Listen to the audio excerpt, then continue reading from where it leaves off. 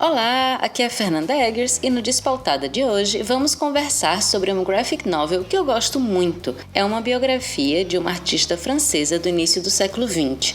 Mas antes, vamos para os recadinhos. Você que está na Paraíba já sabe que daqui a 10 dias rola o segundo encontro da Podosfera Paraibana, né? Vai ser no dia 16 de setembro, durante o HQPB, às 10:06 da noite, no Espaço Cultural José Lins do Rego, aqui em João Pessoa. Infelizmente, eu não participarei desta edição, pois eu estarei viajando, como eu disse no episódio 2.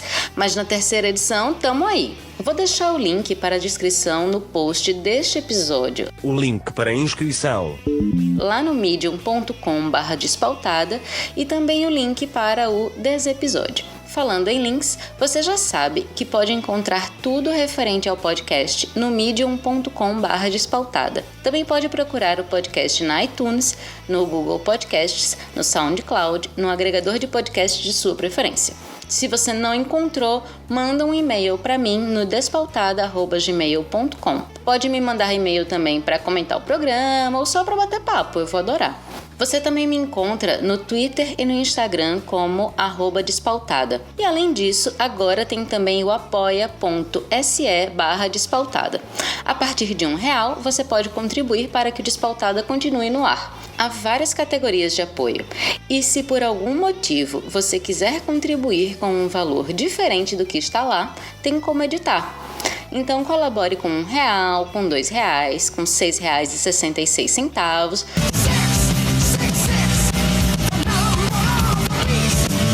Do jeito que te agradar mais. Você também pode compartilhar este podcast com aquela pessoa especial na sua vida que precisa conhecer isso aqui ou que você acha que deveria ler Kiki de Montparnasse e que está perdendo tempo da vida ao não ler. Antes de passar para o programa, eu queria comentar brevemente sobre as grandes perdas que tivemos no início dessa semana. No dia 2 de setembro, um incêndio consumiu o prédio do Museu Nacional no Rio de Janeiro. E não apenas obras únicas e inestimáveis foram perdidas, como também fósseis, inclusive o da Luzia. Luzia devia ter cerca de 25 anos no momento de sua morte e era o fóssil humano mais antigo encontrado na América, com cerca de 12.000 anos. Pesquisas, todo um patrimônio cultural e científico insubstituível. E como a internet repetiu a exaustão e teve gente que não entendeu ainda, não é só o passado que foi apagado, mas também o futuro. E isso não é um caso isolado ou que não vai se repetir, é um projeto de país. Tivemos, em tempos recentes, outros museus que se perderam, como o da língua portuguesa, na Estação da Luz, em São Paulo, também vítima de um incêndio. Na capital paulista, o Museu da Independência segue fechado até sabe-se lá quando. E na mesma noite em que queimou o Museu Nacional, queimou também a Biblioteca Estadual no Maranhão. No dia seguinte, um casarão no Centro Histórico de Salvador, no qual funcionava uma oficina de sapatos, teve o mesmo destino. Na verdade, 2 casarões pegaram fogo na Baixa dos Sapatos, no Centro Histórico de Salvador. Neles, funcionava uma loja de móveis de madeira. Eu vou deixar os links falando sobre esses casos todos no post desse episódio, que você pode encontrar no medium.com/despautada. Acessando a descrição aqui do áudio, tem link direto para o texto. Lá eu vou colocar também um vídeo do canal Vivi Eu Vi sobre o assunto e que, além de falar do incêndio, ela analisa os planos de governo de 6 candidatos. Afinal, 2018 é ano de eleições e é importante escolher políticos que tenham compromisso com a preservação do patrimônio nacional. Também listarei todos os podcasts que tratarem do tema, então se você fez ou ouviu manda para mim para que eu atualize a postagem lá no Medium. Por fim, os estudantes de museologia da Unirio estão realizando uma ação para a preservação da memória do Museu Nacional. Se você tem fotos, vídeos, selfies feitas no museu, envie para o e-mail thc.museu@gmail.com. O e-mail também vai estar na descrição do episódio e no post lá no Medium. E ajude a manter viva a história desse marco tão importante da cultura, da arte e da ciência, não apenas brasileira, mas latino-americana. Agora vamos para a pauta.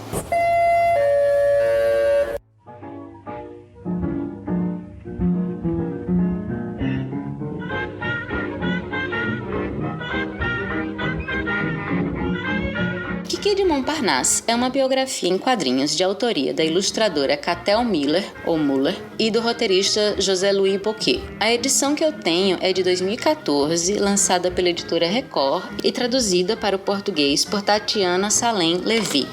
A graphic novel tem 414 páginas, contando com a breve biografia dos artistas que conviveram com Kiki e a bibliografia consultada para realizar a obra. O quadrinho recebeu 3 prêmios: o Prix Essentiel FENAC SNCF em 2008, o Grand Prix RTL Comic Strip e o Mi-Page BD em 2007. Como ninguém é obrigado a entender o meu francês macarrônico, se aqui isso existe, eu vou deixar os links também lá no texto. Kiki não nasceu Kiki. Kiki nasceu Alice Ernestine Prim, em Châtillon-sur-Seine, em 2 de outubro de 1901. E ela morreu em Paris, em 23 de março de 1953. Ela foi conhecida como Kiki de Montparnasse e era apelidada de Rainha de Montparnasse. Ela foi modelo, foi cantora de boate, foi atriz, foi memorista, foi pintora, foi desenhista. Ela foi uma das representantes que ajudou. Bowie quer participar do episódio. Kiki foi uma das representantes que ajudou a definir a cultura liberada de Paris na década de 1920. Alice era filha ilegítima. Ela foi criada na pobreza por sua avó. A mãe deixou ela lá na cidadezinha, né, de Châtillon-sur-Seine e foi embora para Paris para trabalhar e tudo mais. E o quadrinho retrata um pedaço dessa infância de Kiki, toda a energia e efervescência daquela criança que basicamente só era entendida pela avó e que tinha, apesar de entender a importância de saber ler e escrever, por exemplo, tanto que há passagens do quadrinho, quando ela já está em Paris, que ela volta para visitar a avó na cidade natal dela, em que ela fala que mesmo que a avó não consiga ler, ela vai escrever cartas para a avó toda semana e espera que algumas das outras mulheres que ela conhece na cidade que cuidam da avó, de primas, de mulheres de primos e tudo mais, leiam para ela. Notei que o raciocínio ficou inconcluso. Então, Kiki de Montparnasse, ainda como Alice Prim, entendia a importância de saber ler e escrever, mas não se enquadrava no sistema educacional e era aquela criança que era a peste do colégio. Mesmo assim, tem toda essa passagem interessante e bonita da relação dela com a avó e com a aprendizagem da escrita. Vamos continuar com o episódio. Aos 12 anos, Alice ainda, foi enviada para viver com a mãe em Paris a fim de encontrar trabalho. Ela trabalhou em lojas e padarias e aos 14 anos de idade ela posava nua para escultores. E isso começou a causar discórdia com a mãe. Kiki começou a ser Kiki. Ela era muito irreverente, muito livre e... Irreverente é a palavra para falar de Kiki. Está difícil achar um outro adjetivo nesse momento. Porque ela parecia um pequeno tornado que chegava no estúdio e de alguma forma revolucionava a vida dos artistas com os quais ela conviveu. Com o nome de Kiki, ela posou para dezenas de artistas, se tornou uma das principais figuras de Montparnasse e virou a cabeça de muitos com quem viveu. Ela foi amante de muitos dos artistas para quem ela posou, com quem ela conviveu e tudo mais, e todos eram loucos por ela, por conta da personalidade, da alegria de viver. Ela tinha o joie de vivre dos franceses, né, que eles falam e tudo mais. Na vila francesa de Châtillon-sur-Seine, ela era Alice Prim. Na Paris boêmia e genial dos anos 1920, tornou-se Kiki de Montparnasse, uma das figuras mais carismáticas e adoradas do período entre guerras. Companheira de Man Ray e musa de outros tantos como Kisling, Fujita, Percrog, Calder, Leger, Utrillo, Picasso, Cocteau, ela foi eternizada em quadros, fotos e manifestos. Mas a rainha de Montparnasse não foi apenas musa de uma geração que provocava eliminar a ressaca da Grande Guerra. Kiki foi, sobretudo, uma das primeiras mulheres emancipadas daquele século. Muito além da liberdade emocional e sexual, Kiki ansiava por outra liberdade, de expressão, de pensamento. Seus dias de pobreza, quando se alimentava com pão e vinho, algo que ninguém iria negar-lhe, segundo ela, e o envolvimento com drogas, além de outros escândalos, nunca ofuscaram sua paixão e bom humor. A vida como modelo e cantora, as noites nos cabarés, o longo relacionamento com Man Ray, a amizade com Fujita, sua biografia censurada com o prefácio de Ernest Hemingway, tudo ganha vida nesta graphic novel biográfica de Catel e Bocquet. Kiki de Montparnasse leva o leitor ao âmago de uma Paris libertina ao relatar a ascensão e queda de uma estrela de verdade, que assombrou e conquistou uma geração de artistas excepcionais. Lendo o quadrinho, eu acho que Kiki não se importava de não ter dinheiro, e quando ela tinha, ela esbanjava, tanto que num dos reencontros, eu tô meio que dando spoiler do quadrinho, eu não devia falar isso, mas está na biografia dela, em qualquer texto que você procurar na internet que fale sobre Kiki, vai ter essa passagem, que eu não tenho certeza se é verdadeira ou não, mas é muito simbólica, no momento em que Man Ray retorna para Paris, retorna para a vida dela e a vê desgastada, afundada no uso da cocaína, na bebedeira e tudo mais, e sem dinheiro, ele dá uma quantia de dinheiro para ela que ela entrega para um mendigo na rua. E é uma situação em que ela diz pro Man Ray que pão e vinho é tudo que ela precisa para viver. Algo mais ou menos assim. Se vocês forem ler o quadrinho, vocês vão ver com mais detalhes e vocês vão se emocionar com o Kiki, como eu já me emocionei 2 vezes. Reler é importante. É um quadrinho em preto e branco. Eu não falei isso na introdução, mas ele é em preto e branco. Os traços são relativamente simples, não são muito complexos. Em várias cenas não mostra o fundo e tudo mais, a não ser quando é importante, como a fachada de prédios em que ela cantou e dançou. Ela cantava músicas que beiravam a pornografia quando não eram pornográficas nos cabarés, se divertia horrores com aquilo, fazia o que bem queria da vida dela. Na primeira vez que eu li o quadrinho, eu nem me impressionei tanto com isso, talvez por me faltar até um conhecimento de que antes da minha vida, antes de eu existir no mundo, a vida era muito mais complicada. Lendo novamente, já com uma noção bem melhor do que era o início do século XX, do que se passou nos outros séculos e até mesmo das lutas feministas que vieram do século XX e XXI, que era revolucionária. A partir do momento que você tem esse conhecimento, ela viveu de um jeito que hoje em dia, mesmo em grandes cidades, muita gente reprovaria. Ela morava com quem ela queria, ela dormia com quem ela queria, ela mostrava a bunda no cabaré, independente se ela estivesse com um amante que gostasse disso ou não. Basicamente, ela vivia como que hoje em dia a gente chamaria de uma puta. Não, vai ser doutora. Doutora. Puta. A gente não, mas certas pessoas, né? A gente tem consciência e sabe que o que chamam de puta é uma mulher vivendo do jeito que ela quer. E o ganha-pão dela era aquela diversão de subir num palco, cantar uma canção erótica, pornográfica ou o que fosse, e expor o corpo para os artistas e posar nua. E não é porque ela posava nua ou aparecia nua, como apareceu num filme do Man Ray, que ela necessariamente transava com todos os artistas. Ela mantinha a amizade com muitos deles.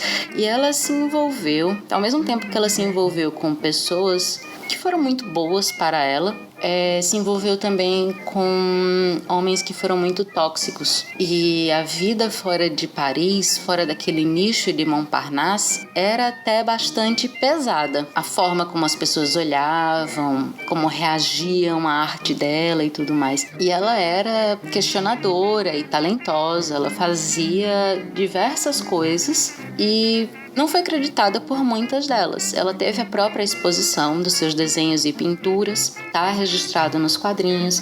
Nem todo da vida dela foi registrado. Eu não cheguei a ler a biografia dela, porque eu vim descobrir da existência enquanto preparava o material para esse episódio, mas consideram que é muito chocante e tudo mais. Uma das minhas fotos favoritas, desde antes de eu estudar fotografia, e aí naquela época eu não sabia nem quem era modelo, nem quem era o artista, nem nada, é a foto que é usada como ilustração da capa dos quadrinhos, que é o violino de Ingress. Eu vou deixar essa foto lá no Medium também.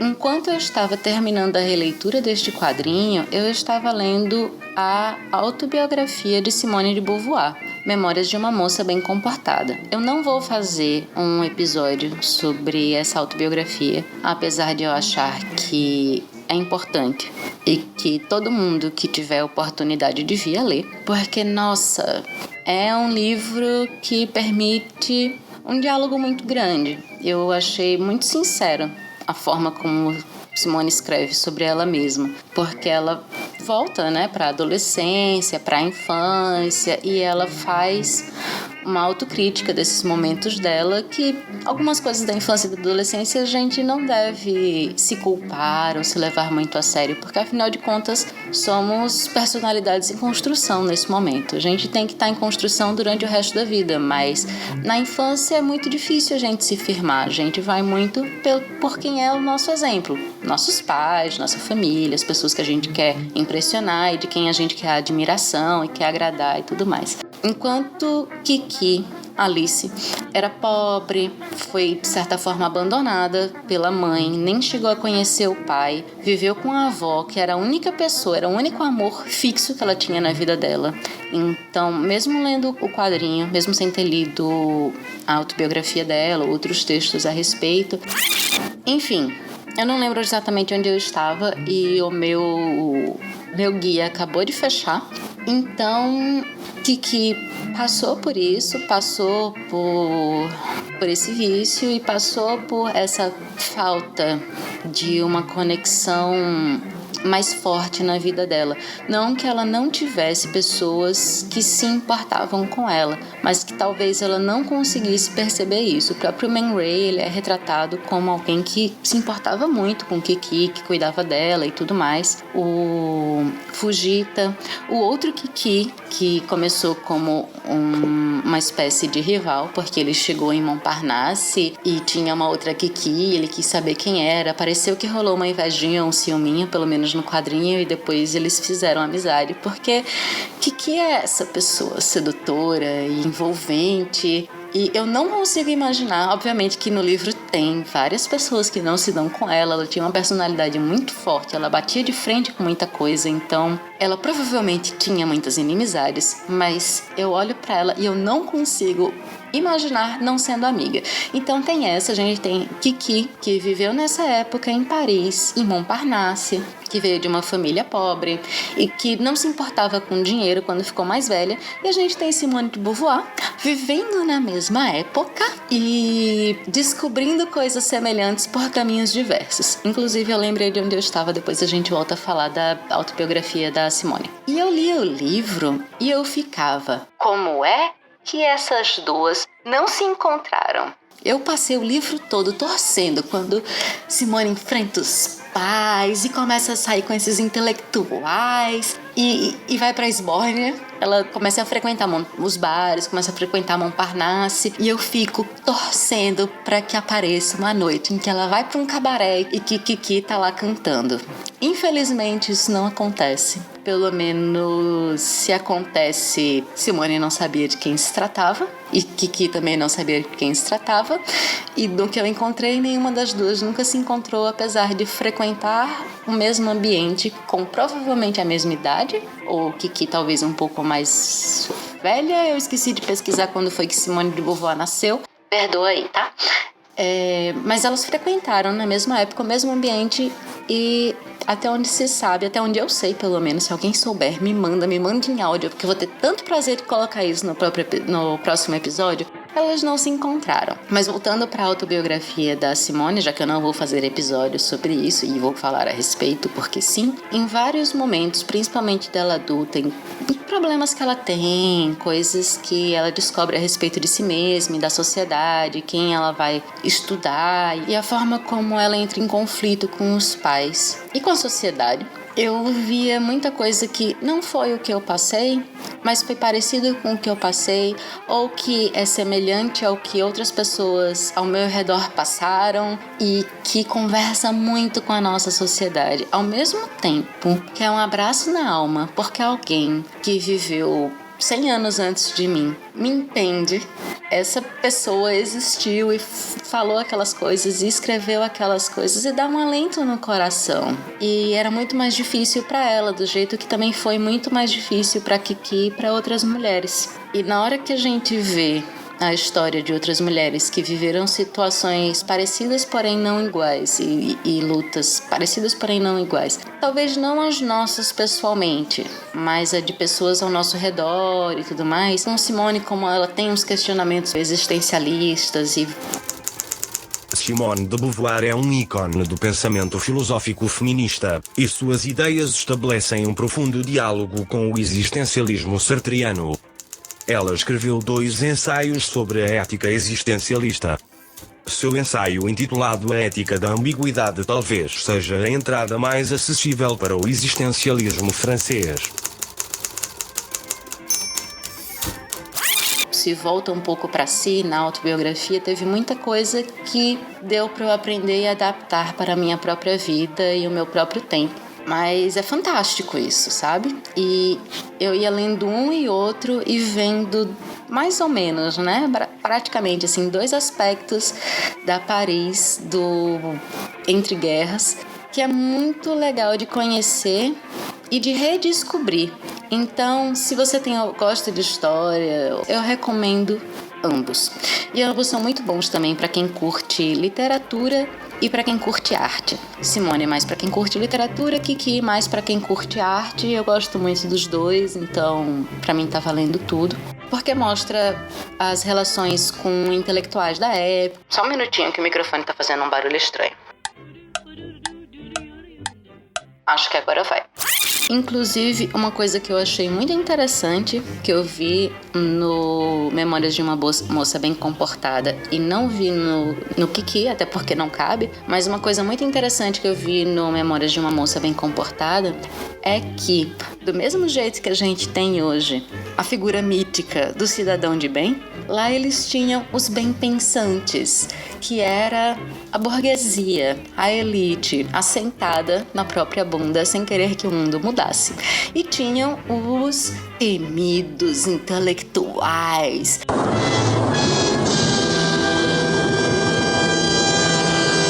com os quais a família de Simone de Beauvoir e da melhor amiga dela não queriam que ela se envolvesse, e que, bom, acabou que elas duas acabaram sendo. A amiga dela não teve a mesma repercussão que ela, até porque ela não chegou a deixar nada por escrito, a não ser as cartas que trocavam, mas foi extremamente importante para o crescimento pessoal, intelectual e acadêmico da Simone. E é tudo que eu vou falar sobre ela, e é tudo que eu vou falar sobre esse livro, porque o de resto é spoiler. Eu acho que eu falei o suficiente sobre os dois. Eu espero que eu tenha deixado em vocês uma vontade de ler, um gostinho de ler. Eu queria acrescentar também a parte mais voltada para o lado artístico. Kiki de Montparnasse, ela foi muito importante para esse movimento modernista de Paris. Ela figura em várias obras, como eu já disse em outro ponto do episódio, e ela influenciou e foi influenciada também diversos artistas que deram origem a movimentos como o dadaísmo e o surrealismo.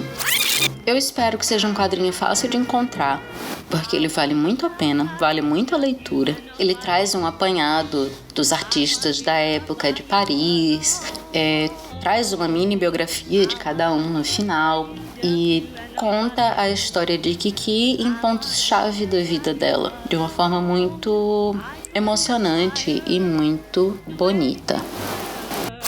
Kiki foi também se você olhar as fotos dela feitas por Man Ray e olhar a própria imagem do quadrinho, é a capa, né? Tá lá na capa o perfil dela. Enquanto na foto ela usa um turbante, na capa do quadrinho ela está com aquele cabelinho preto cortado na altura do queixo e com franjinha icônico e com o seu nariz grande e pontudo olhando em direção ao espectador.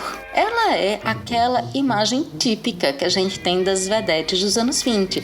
O cabelo, o nariz, a maquiagem nos olhos, as roupas. Então, eu não sabia de Kiki de Montparnasse. Eu não sabia do peso e da importância que ela teve para Paris naquela época e para aqueles artistas e pintores que eu já gostava e já curtia. E aí, vendo a imagem dela nesse quadrinho e nas fotos e tudo mais, e conhecendo um pouco da história dela, eu acho muito interessante como a imagem desta mulher, inclusive nua, vale salientar, não que ela tivesse qualquer problemas com isso ou que eu tenha qualquer problemas com isso, pensando na personalidade dela em si e que era exatamente isso que ela queria. Mas vou voltar com aquele questionamento até de uma exposição que rolou no MASP. Uma das obras mais conhecidas delas é um cartaz de 1989 em que elas pesquisaram o acervo de arte moderna do Metropolitan e descobriram que menos de 5% das obras expostas eram de artistas mulheres e, em contrapartida, 85% dos nus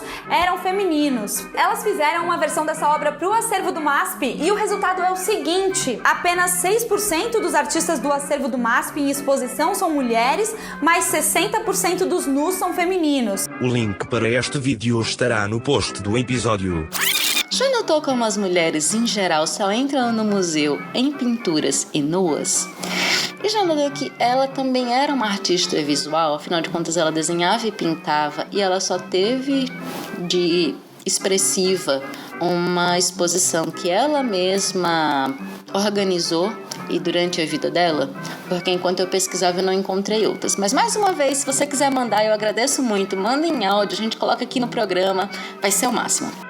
Por fim, para encerrar, porque senão eu fico o resto do dia falando, já que eu falei do MASP, já que eu comecei esse episódio falando sobre o Museu Nacional e sobre museus em geral, eu queria recomendar 2 episódios do meu próprio podcast. Por quê? Porque eu falo de museus. Tem alguns museus que eu visitei em São Paulo que são muito importantes, tem outros que eu apenas citei, porque eu não visitei ainda. No spin-off Desencontrado em São Paulo, é o 6 e o 7, se eu não me engano, é o 5 e o 6. Eu acho que o 6 é o lanches, o 7 é sobre o que fazer no domingo e a virada cultural. Então é o 4 e o 5. Tem esses 2 episódios em que eu falo de museus. E se você tiver a oportunidade de visitar algum outro museu no Brasil, você está viajando, vai passar algum tempo, vai passar 3 dias num lugar, tira um dia, escolhe um museu, vai visitar, faz uma visita guiada, conhece um pouquinho a história da cidade que você tá, do lugar que você tá, porque no passo que vai a gente vai perder toda a nossa memória.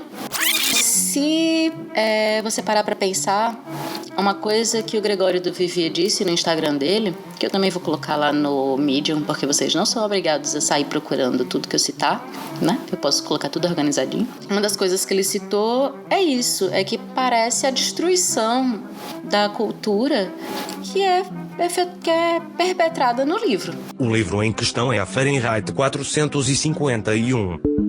E aí a gente vai fazer o quê? Sabe, na hora que todos os museus e bibliotecas e prédios históricos estiverem no chão, vai olhar para as fotos, vai olhar para o conteúdo produzido sobre aquilo e vai tentar preservar a memória. Obviamente que eu espero que não esteja tudo pelo chão, que eu espero que a situação melhore. Tá rolando o maior post de desabafo aqui, me desculpem por isso. Imagine seu gif de gatinho preferido, o meu é um em que o gatinho está mexendo as patas como se estivesse fazendo pãozinho no ar e alguém colocou um arco-íris saindo das patinhas dele. Esse é meu gif de gatinhos preferido no momento, eu quero que vocês imaginem esse ou outro e até o próximo Despautada.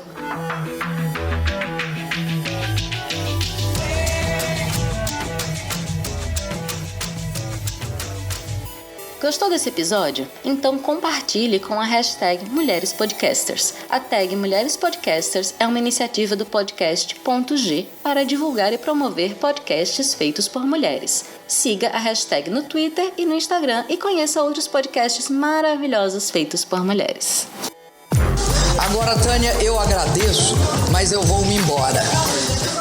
Beijo pra vocês.